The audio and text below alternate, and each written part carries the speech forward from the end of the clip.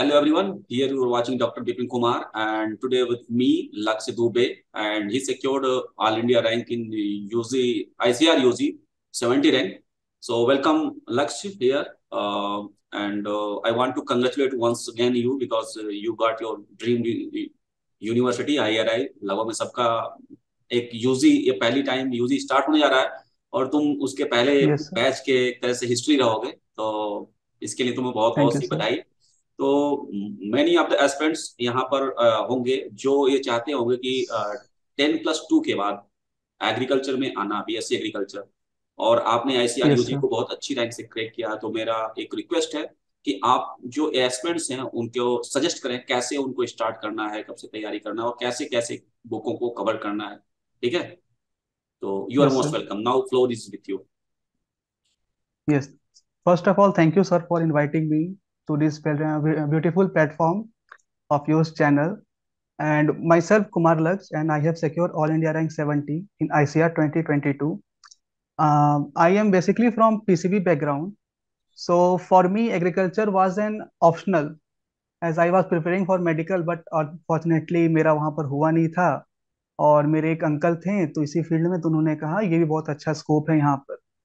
तो फिर मैंने इसके लिए प्रिपरेशन अपना स्टार्ट कर दिया था। मतलब मैंने प्रिपरेशन अपना स्टार्ट किया नीट के 2 महीने के आसपास ही, क्योंकि मेरा पीसीबी बैकग्राउंड था। तो मुझे चूज करना था एग्रीकल्चर और फिजिक्स के बीच में। तो मैंने बायोलॉजी को ही शिफ्ट कर दिया था, तो मैंने पीसीए ग्रुप अडेप्ट कर लिया था, क्योंकि बायोलॉजी मतलब थोड़ा सा वोलेटाइल सब्जेक्ट था। और मैंने कुछ पढ़ा था नहीं 2 महीने से नीट के बाद बायोलॉजी का, तो इसीलिए मैंने एग्रीकल्चर चूज किया था ऑप्शनल में। तो अगर सर हम स्ट्रेटेजी की बात करें, तो आईसीआर का एग्जाम 2.5 आवर्स का होता है। तो उसमें हमारे 3 सब्जेक्ट्स होते हैं, जो कि 50-50 क्वेश्चंस के होते हैं, और हमें उसे अटेम्प्ट करना होता है। और चाहे ऐसे तो आईसीआर में आपका 4 सब्जेक्ट ग्रुप कॉम्बिनेशन दिया जाता है, जो आप प्रिफर कर सकते हैं अपनी तरफ से। जैसा आपका वीकनेस है या कौन सा आपका सब्जेक्ट स्ट्रांग है, उसके थ्रू। तो जैसे जैसे 4 होता है, उसमें आपका एक पीसीए ग्रुप होता है, फिजिक्स केमिस्ट्री एग्रीकल्चर। एक पीसीबी होता है, फिजिक्स केमिस्ट्री बायोलॉजी। एक एसीबी होता है, एग्रीकल्चर केमिस्ट्री बायोलॉजी। और एक पीसीएम ग्रुप होता है। तो चारों से आप अपना बीएससी एग्रीकल्चर परस्यू कर सकते हैं, तो इससे कोई प्रॉब्लम नहीं आने वाली है। तो अगर हम स्ट्रेटजी की बात करें, तो पहले मैं बात करता हूँ फिजिक्स की। ऐसे फिजिक्स सर सारे पीसीबी बैकग्राउंड के बच्चों के लिए एक नाइटमेयर होता है, कि वो बहुत हार्ड होता है, बहुत हार्ड होता है। तो अगर मेरा करें तो हाँ, हार्ड तो होता है, लेकिन अगर आप उसको सही तरीके से पढ़ाई करें तो आपके लिए आसान हो सकता है। वहाँ फिजिक्स आपका मेनली मतलब अच्छा हो सकता है जब आपके टीचर्स अच्छे हों, जो आपको अच्छे मिले हों। तो इसके लिए सर आप फिजिक्स के लिए एक अच्छे से कोई टीचर को पकड़िए, और उन्हीं की ये सारी वीडियोस देख डालिए। और वीडियो के साथ साथ साथ नोट्स सारे नोट डाउन कर लीजिए, जॉट डाउन कर लीजिए। तो मेनली नोट्स ही आपके काम आते हैं लास्ट के मोमेंट में। एक बार जब आपने नोट्स को अपना सारा जॉट डाउन कर लिया सर का, उसके बाद आप अपने क्वेश्चंस प्रैक्टिस पे लग जाइए। आप कोई वैसे कोई अपना स्टैंडर्ड बुक्स भी मतलब सॉल्व कर सकते हैं। जैसे कि आपका डीसी पांडे आता है, फिर आपका NCERT eight finger tips physics के लिए आता है। या नहीं तो आप कोई मॉड्यूल कर सकते हैं, कोई भी अच्छे इंस्टीट्यूट के, चाहे वो एलन की हो या आकाश की हो। क्योंकि मॉड्यूल में एक बेनिफिट होता है कि उसमें सारे क्वेश्चन एक स्टैंडर्ड लेवल के होते हैं, तो आपको सारे क्वेश्चंस का एक्सपोजर मिल जाता है। और फिर फिजिक्स के लिए मेरे यही है, फिर ज्यादा ज्यादा मॉक टेस्ट लगाइए। और लास्ट में जब आपके एग्जाम के 2-4 महीने बचे हों, तो सारे previous year question up to 10 या 15 ईयर्स तक लगा सकते हैं आप। एक बुक आती है अरिहंत पब्लिकेशन की, उससे अपने प्रीवियस ईयर क्वेश्चन आप लगा सकते हैं। आईसीआर यूजी के और हाँ सर, आईसीआर यूजी के लिए या नीट के लिए, अगर हम नीट के लिए भी पढ़ रहे हैं तो आपका आईसीआर यूजी हो जाएगा, क्योंकि उतना ज्यादा कट ऑफ जाता नहीं आईसीआर यूजी का मेरे हिसाब से। क्योंकि अगर आपको एक बेसिक नॉलेज भी है फिजिक्स के बारे में, अगर आपने सिर्फ फॉर्मूले ही पढ़ लिए हैं, तो मुझे लगता है कि 30 to 40% आपका सिलेबस ऐसे ही कवर हो जाता है। लेकिन एक सर होता है फॉर्मूला याद करना, और एक होता है उसका एप्लीकेशन लगाना। तो सर आप एप्लीकेशन सीखेंगे क्वेश्चंस लगाने से ही। तो ये सब कुछ स्टैंडर्ड बुक्स हैं जो आप सॉल्व कर सकते हैं फिजिक्स के लिए, इससे आपको बहुत हेल्प मिलेगी। और इस सारे ऐसे सारे क्वेश्चंस को रिपीटेडली सॉल्व कीजिएगा, कि यही नहीं कि एक बार सॉल्व कर लिए फिर उसको छोड़ दिए। उसको सर रिविजन मतलब रिविजन उसको देते रहिएगा साथ साथ में। तो ये सब मेरी स्ट्रेटेजी थी, मतलब स्ट्रेटेजीज थी फिजिक्स के लिए। अगर मैं बात करूं केमिस्ट्री की, तो केमिस्ट्री 3 पार्ट में हम लोग डिवाइड करते हैं। एक फिजिकल केमिस्ट्री, ऑर्गेनिक केमिस्ट्री और इनऑर्गेनिक केमिस्ट्री। तो अगर सर हम इनऑर्गेनिक की बात करेंगे तो वो आपको सिर्फ प्योरली एनसीईआरटी बेस्ड ही पढ़ना है। उसके एक एक लाइन को बहुत इंपॉर्टेंस आपको देना है और उसको ढंग से पढ़ना है, क्योंकि लगभग क्वेश्चन जो नीट में आते हैं 15 क्वेश्चन के आसपास डिवाइडेड होता है, वो सारे आपके क्वेश्चन एनसीईआरटी से ही आते हैं। तो आपको एनसीईआरटी को अच्छे से पढ़ना है।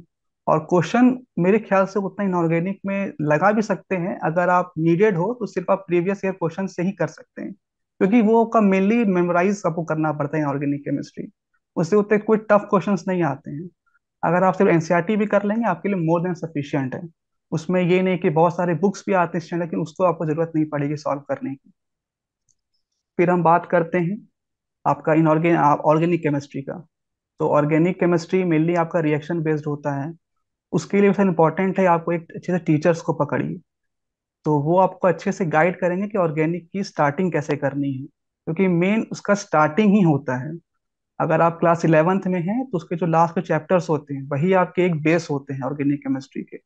अगर वो आपने अच्छे से कर लिया तो 12th मेनली आपका नेम रिएक्शन सिर्फ आपको याद करना होता है, तो उतना वो आपको टफ नहीं लगेगा, याद करना होगा। तो मेनली आपका क्लास 11th है, तो क्लास 11th के लिए कोई अच्छे से टीचर्स को पकड़ लीजिए। चाहे वो टीचर्स कोई भी हो, आपके लोकल भी हो, क्योंकि उतना हार्ड ऑर्गेनिक भी नहीं होता एनसीए, चाहे आईसीआर का हो या नीट का हो, दोनों सेम ही होता है। तो उसके बाद जब आपने टीचर्स के नोट्स बना लिए अपने खुद से, उसको जब आपने 2-3 बार अपना रिवाइज कर लिया है, उसके बाद आप एनसीईआरटी की रीडिंग मारिए। क्योंकि एनसीईआरटी चाहे फिजिक्स की हो, बायोलॉजी की हो, वो बहुत इंपॉर्टेंट है। और वो कोई भी टॉपिक हो, क्योंकि आजकल क्वेश्चंस एनसीईआरटी के लाइन से फ्रेम होते हैं आपके आईसीआर एग्जाम में और या आपके नीट एग्जाम में। तो फिर जब आपने अपना एनसीईआरटी कवर कर लिया ऑर्गेनिक केमिस्ट्री का, उसके बाद सर फिर आप क्वेश्चंस लगाइए। उसके भी सर बहुत सारे स्टैंडर्ड बुक्स भी आते हैं। जैसे आपका एक बुक आता है हिमांशु पांडे करके ऑर्गेनिक केमिस्ट्री का। ये आपका एक बुक आता है sir NCERT finger tip chemistry का। तो उसी में आपका तीनों पार्ट कवर होते हैं, तो सिंपल क्वेश्चन कर सकते हैं। या फिर अपने आप मॉड्यूल सॉल्व कर सकते हैं कोई भी अच्छे कोचिंग इंस्टीट्यूट के। वो सर मोर देन सफिशियंट है कोई भी एग्जाम क्लियर करने के लिए, चाहे वो आईसीआर हो या नीट के एग्जाम हो। अब सर हम बात करेंगे फिजिकल केमिस्ट्री का। तो सर फिजिकल केमिस्ट्री आपका मेनली फॉर्मूला बेस्ड होता है। आपने एक बार अपना कॉन्सेप्ट पकड़ लिया ढंग से कोई टीचर के थ्रू, और सर फिर आप अपने मतलब न्यूमेरिकल्स आपको मतलब आपको सारे फॉर्मूलेस याद करने पड़ेंगे फिजिकल केमिस्ट्री के। ये क्वेश्चन डायरेक्ट फॉर्मूला बेस्ड ही आते हैं। इसमें आपका कोई ट्विस्ट एंड टर्न नहीं होता कि ऐसा इसने ये घुमा के दे दिया या ये घुमा के दे दिया। तो आपको मेनली उसके सारे फॉर्मूलेस याद करने हैं। और क्वेश्चन प्रैक्टिस आप बहुत सारी किताबें हैं, मतलब एक आपकी एन अवस्थी नाम की आती है, एक बहुत ही वो स्टैंडर्ड बुक आती है फिजिकल केमिस्ट्री के लिए।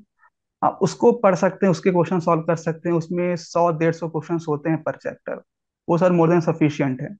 उसके बाद या तो आप मॉड्यूल या कुछ सॉल्व कर सकते हैं कोचिंग इंस्टीट्यूट के, तो बहुत ज्यादा है। उसके बाद आपको मेनली चाहे वो आईसीआर हो चाहे आपका नीट हो, वो आपका रिपीटेटिव रिवीजन खोजता है। क्योंकि ये सर आपका ये टाइम गेम है ना कि आपका नॉलेज गेम है। आपको सर टाइम लिमिट बहुत ही कम दिया जाता है।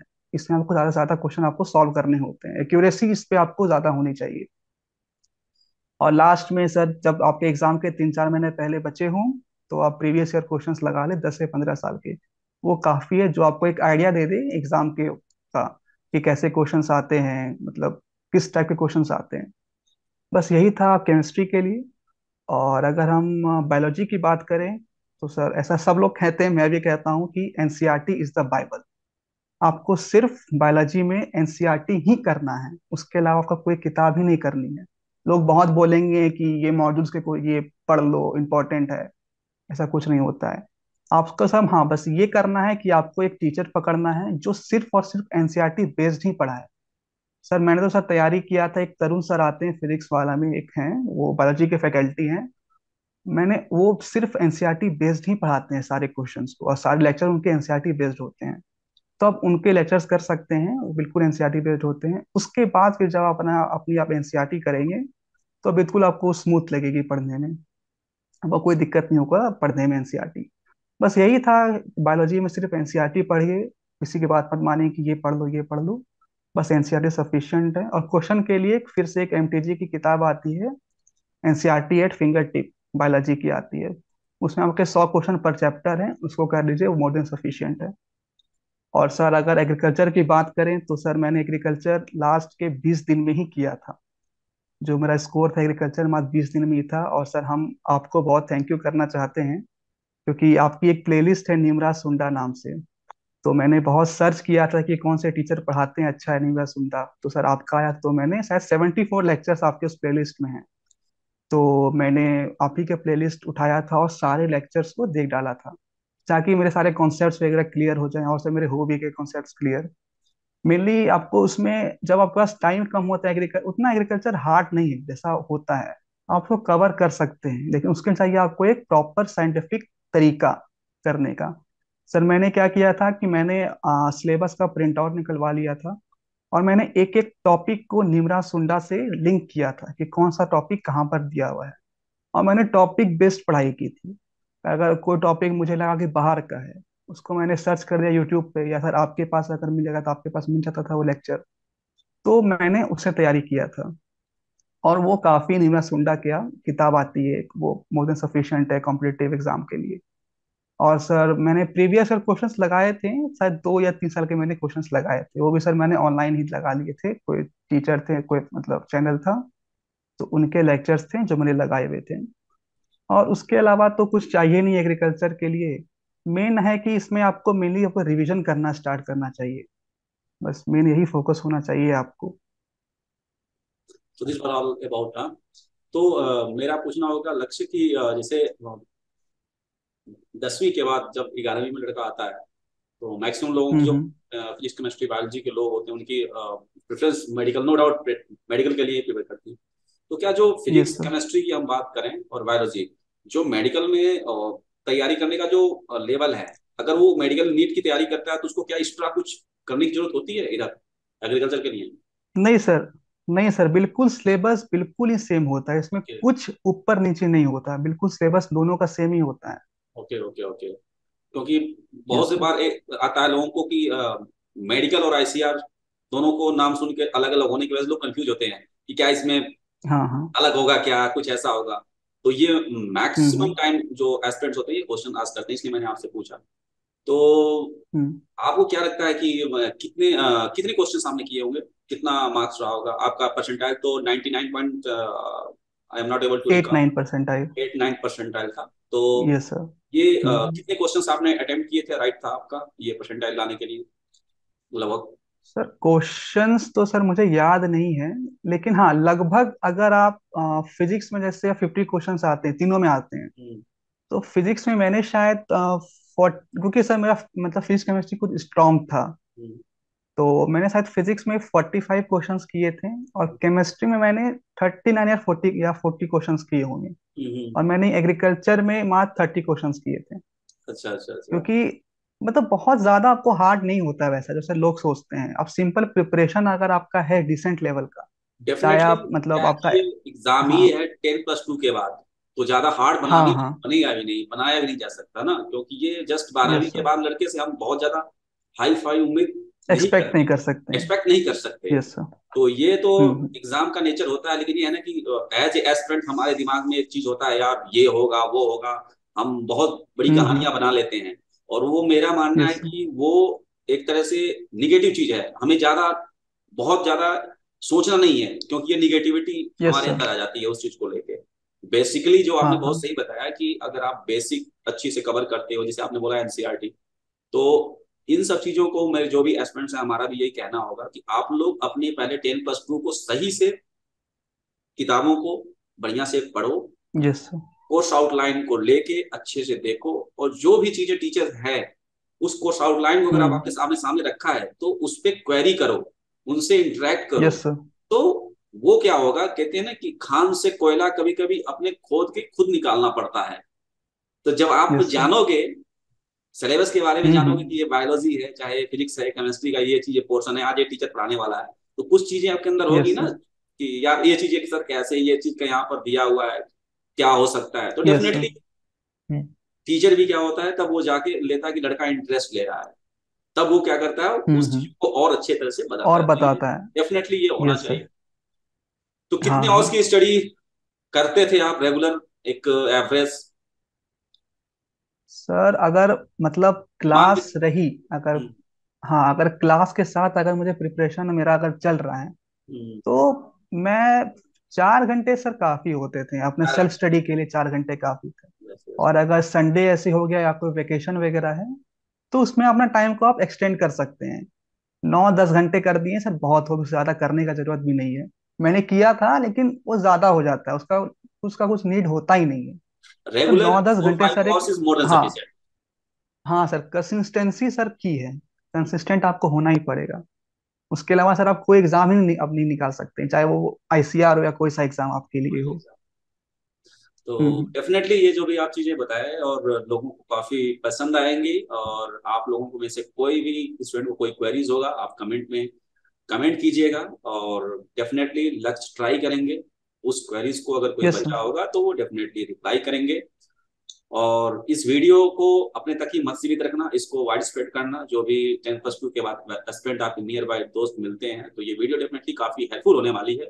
और आप लोगों के लिए बहुत अच्छी एक अपॉर्चुनिटी है कि अब नाउ अब दिल्ली में भी आप यूजी एग्रीकल्चर का कर सकोगे यस और sir. From A premier institute. तो ये हम लोगों का कभी यस ड्रीम सर। हुआ करता था कि हम लोग मास्टर के लिए आए, तो ये बहुत अच्छी चांस है कि आप यहाँ पर बैचलर के लिए आओगे। 4 साल में आप बहुत कुछ सीखोगे और बहुत अच्छे मुकाम पे जाओगे। तो इसी के साथ मैं थैंक्स बोलना चाहूंगा लक्ष्य को कि इन्होंने बहुत अच्छे से मटेरियल को अपने बताया with the honesty, and definitely this is going to help the aspirant. So thank you, Laksh. So thank you sir. thank you. Bye bye. All the best.